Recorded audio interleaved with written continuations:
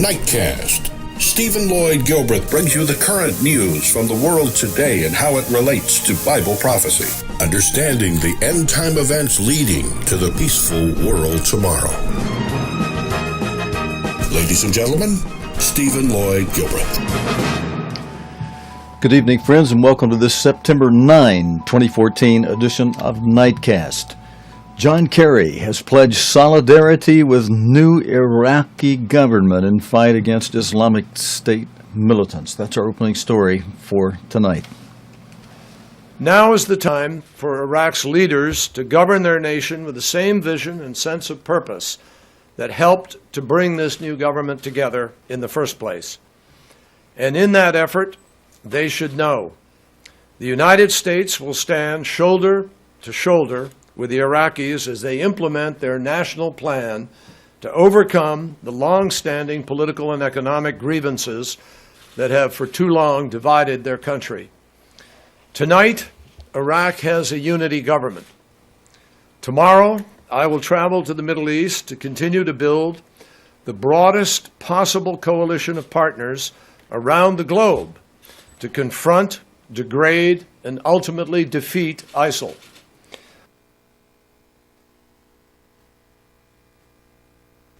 Okay, very short opening introductory statement there. Okay, friends, I've got a problem with our new camera button set up here. Let's see what's happening. Will this bring us back? Okay, good. We got it figured out. All right, thank you.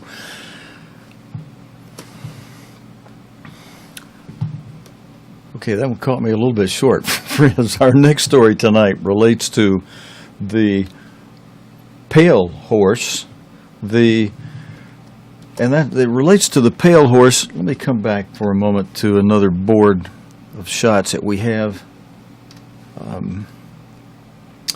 because I want to bring our chart up on the screen for just a moment and mention the four horses of Revelation that are operative now. And these four horses, as Jesus Christ explained, they would accelerate their activities just before summer became nigh. And as Mr. Herbert W. Armstrong explained, let me back up, those four horses I was just mentioning from Revelation, they're depicted as horses in Revelation 6. They represent the first four of 7 seals that are mentioned in Revelation that go back to this time of Daniel, when Daniel said God would be sealing up certain things until the time of the end. And here at the end, he's opening up those seals and explaining, and has explained what they mean. And now we're seeing these seals play out with greater and greater activity in front of our eyes every evening. We're seeing these four horses active. The 5th seal, described in Revelation as a martyrdom of saints, and described in plain language by Jesus Christ as an affliction of the saints, the great martyrdom of the saints, a time of great tribulation. That's the next major event to happen in prophecy.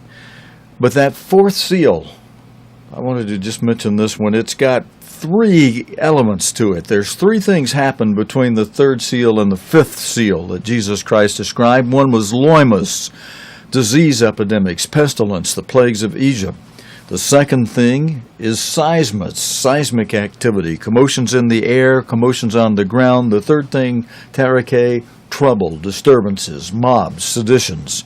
But that second thing, seismus, with commotions in the air and on the ground, that floods would certainly be a part of that type of seismic activity, commotions on the ground. That's what our next story relates to, friends. More than 200 people are thought to have died and tens of thousands left homeless from devastating floods in Pakistan. We told you that as we played a news story from yesterday on that.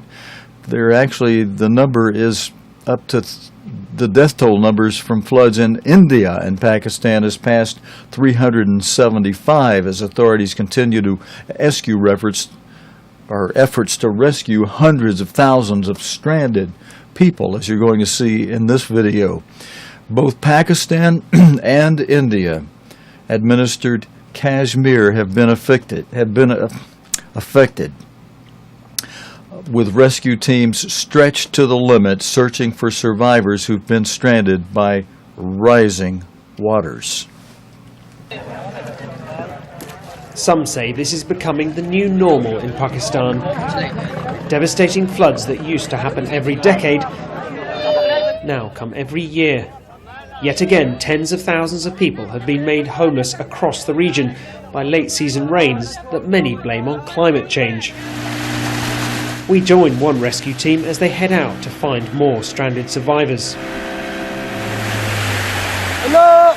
They call out to houses that only the day before were still on dry land. The rescue team is only just in time for this family. After another surge, the water levels are rising every minute now. But as the crush of survivors on board grows, some admit they ignored warnings to leave earlier. No one expected a flood this bad, this woman says, so some of my family left, but we stayed behind to look after the house and our animals. Every house they reach, the rescue team find more people. This boat is now full, but there are still hundreds of people stranded in houses all across this farming area that's now been turned into one giant lake. Back on land, the authorities are feeling the pressure, under attack for the speed of the rescue effort. My son is stuck, this woman cries, and no one is helping him.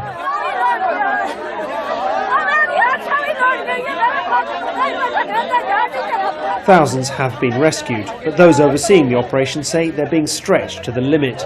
We are all working in coordination, but definitely when you have disaster like this, resources are never sufficient.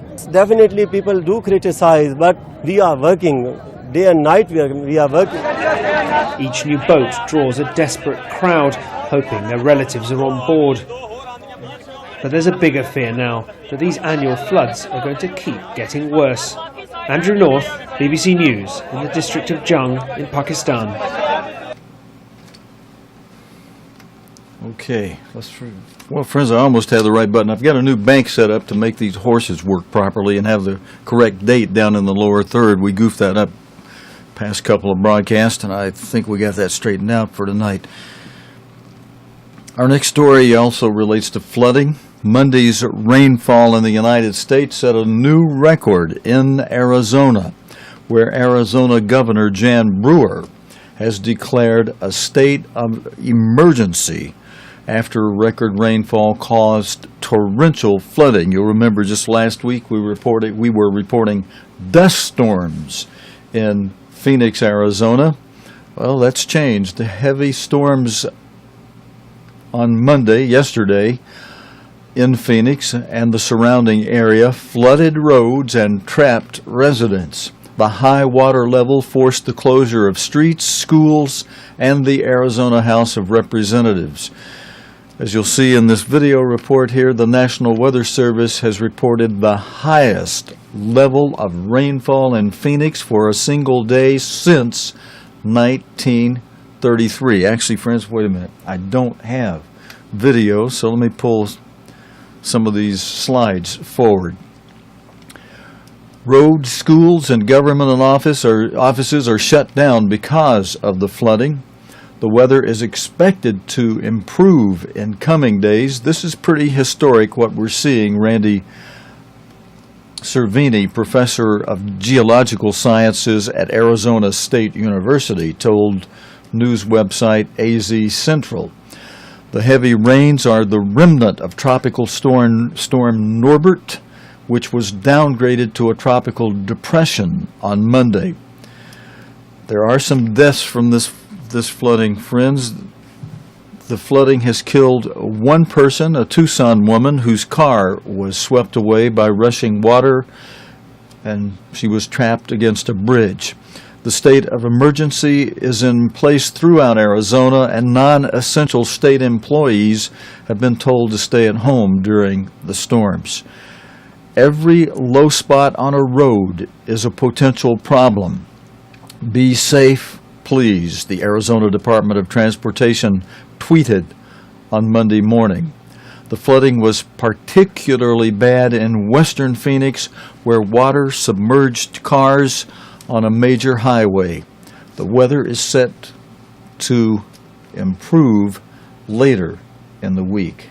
At least we have that little bit of good news for you, friends. Okay, now my camera buttons are, for some reason, are stuck here, so let me try doing this. See if we can get out of that by coming over here. Good. Friends, our last story for tonight relates to the pale horse also, because this is going to impact and affect agriculture whenever we have a problem with our birds and our bees.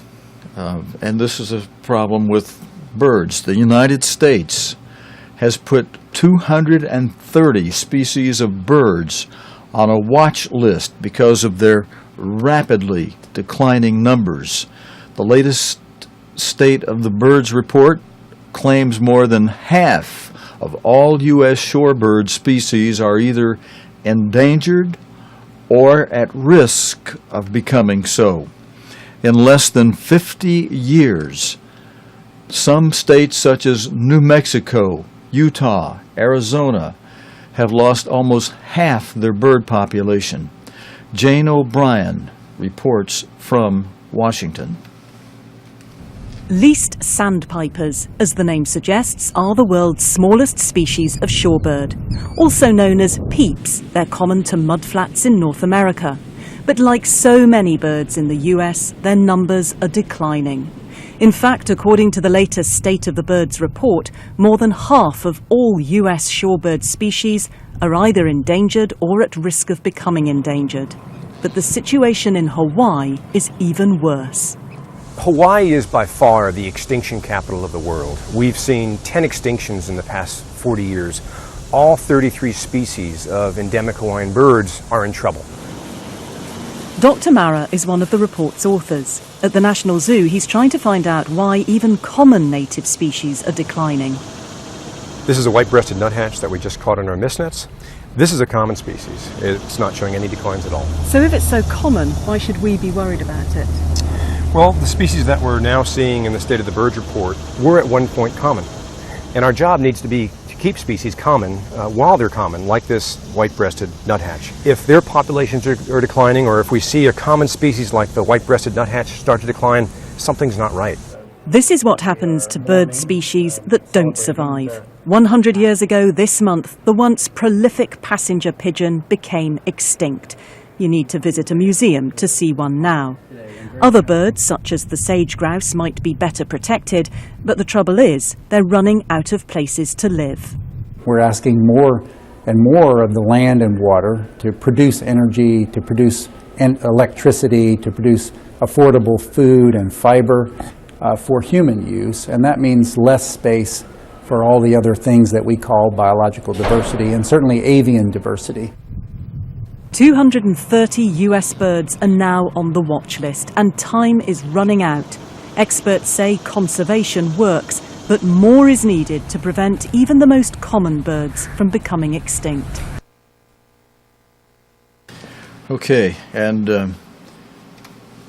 as we come out of that, friends, I said that'd be our last story, and that's really all I planned for tonight, but we've finished so early in the program. I tell you what I'm inclined to do. I was able to find in the archive a video that oops, sorry, I forgot I got a different bank on. Let's try that again now. I found a video in the archive, friends, that goes back and relates to our opening story. You know, in our opening story tonight, we featured Secretary of State John Kerry, who in the Middle East will be traveling around, as he said, and putting together a coalition, a faction that will help to defeat ISIL, as he calls it, ISIL, pronounced just a little different. That coalition, that faction he's putting together, could ultimately work to the defeat of Israel, because to one degree or another, all of the Arabs, with maybe very few exceptions, have a certain animosity toward Israel, because most of the Arab world are descendants from Ishmael, one of the sons of Abraham. But Ishmael's mother was not Abraham's wife, Sarah. Ishmael was the son of Abraham's wife, Sarah's handmaid, Hagar, an Egyptian Hagar. And there's animosity between that illegitimate son and the legitimate son of Abraham and Sarah, Isaac. Now, even though, the Bible illustrates that only Isaac is the legitimate son, and yet, friends, God is so merciful that even on an illegitimate son of Abraham, and Abraham's, at that moment, lack of faith, even though later he did something that by which God had him earn the title, the father of the faithful, when he took Isaac up on the mountain in obedience to God to slay him as a sacrifice. Now, I know that makes a lot of enemies, because those of you who read the Koran and believe the lies that are written in that book, you believe that Abraham took Ishmael up on the mountain, because that's what that book says. But that book is not Scripture, is not the holy Word of God, as is this book that I'm about to be holding in my hand in a moment, so I can reach back here and get it.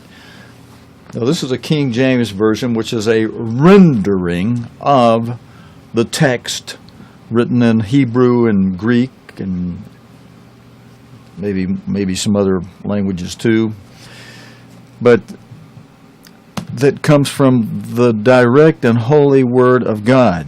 And this book tells us that Abraham took Isaac up on the mountain, and Isaac was made the son of promise, and that land over in the Middle East was promised to Abraham's descendants through his son, his legitimate son, Isaac, who had Jacob, who had 12 sons, whose name was changed to Israel, and they had the 12 sons, one of whom was Joseph, who had the 2 sons, Ephraim and Manasseh, who are modern-day United Kingdom and United States.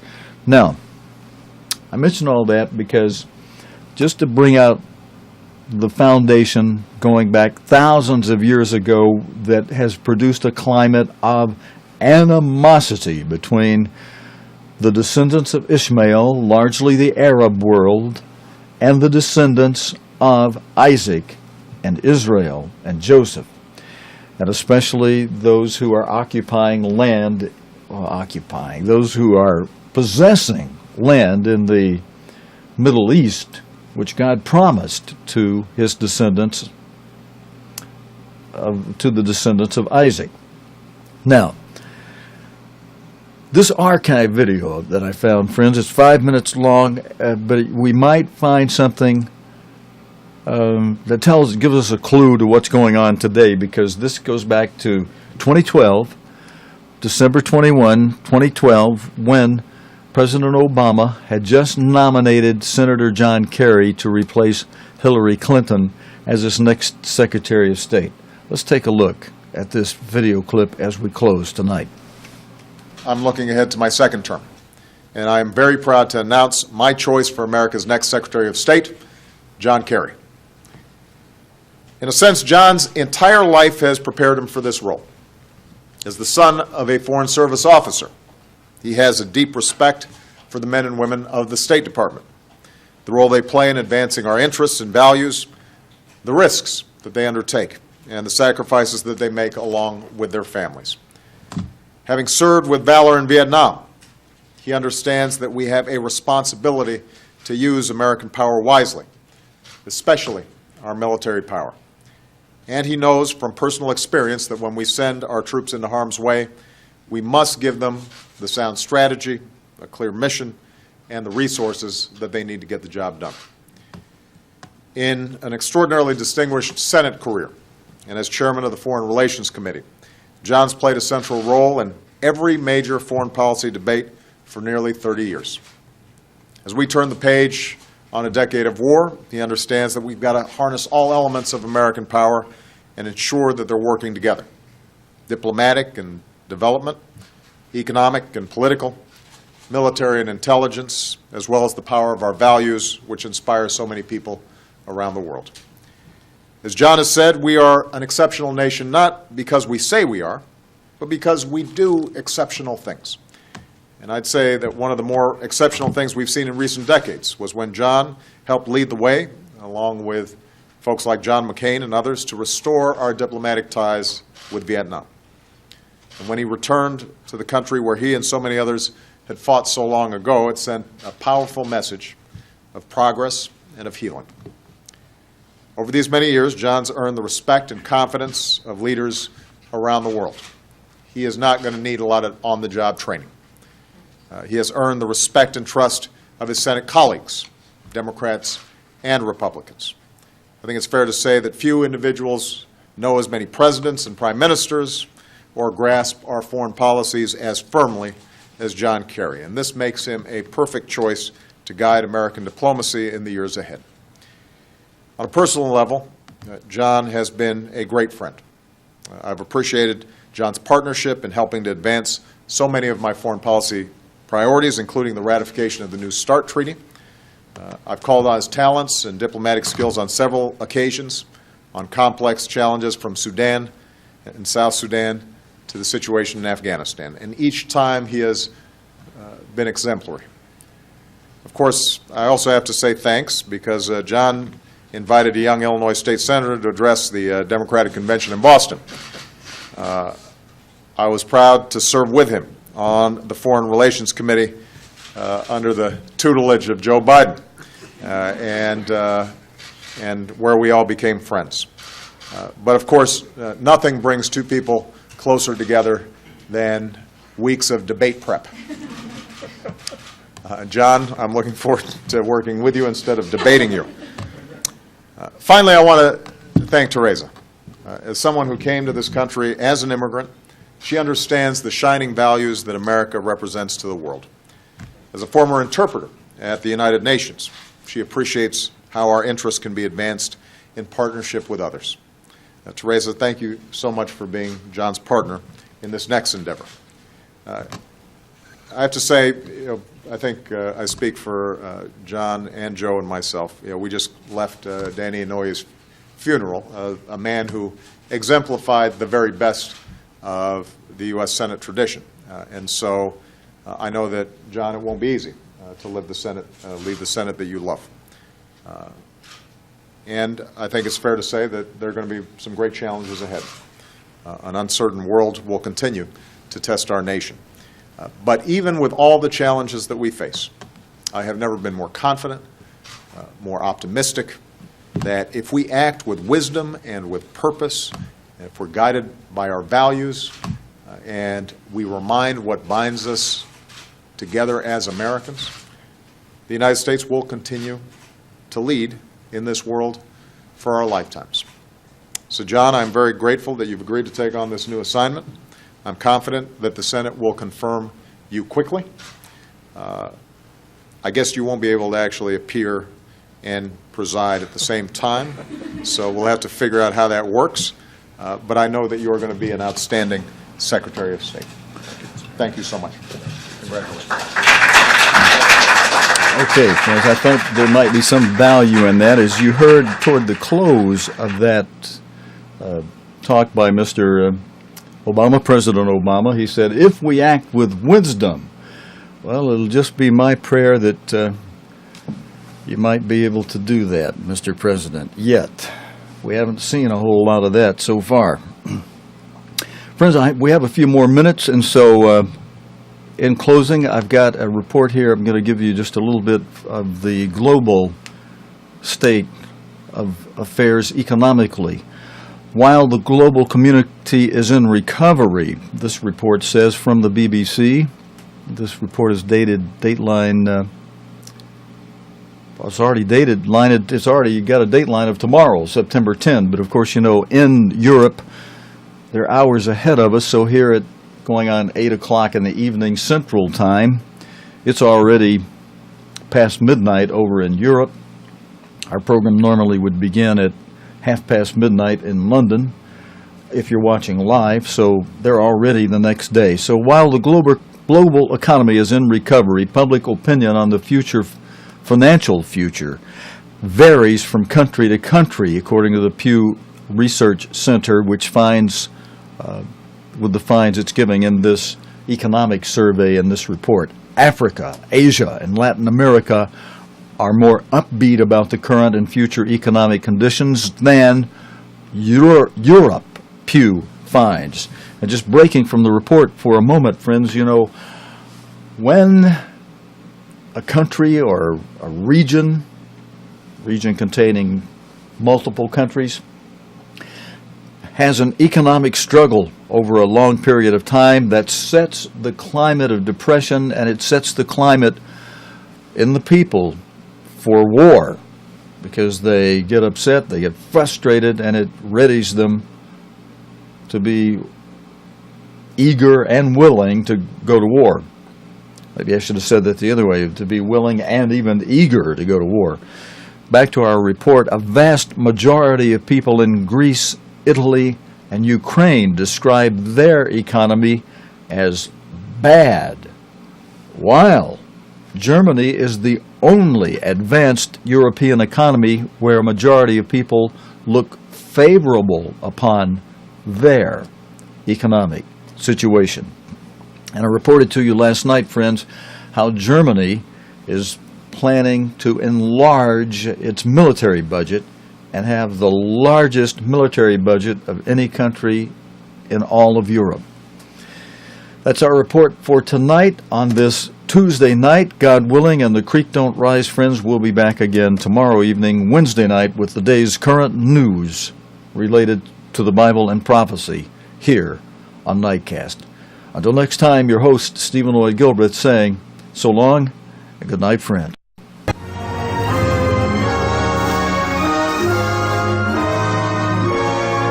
You have been watching Nightcast with Stephen Lloyd Gilbreth.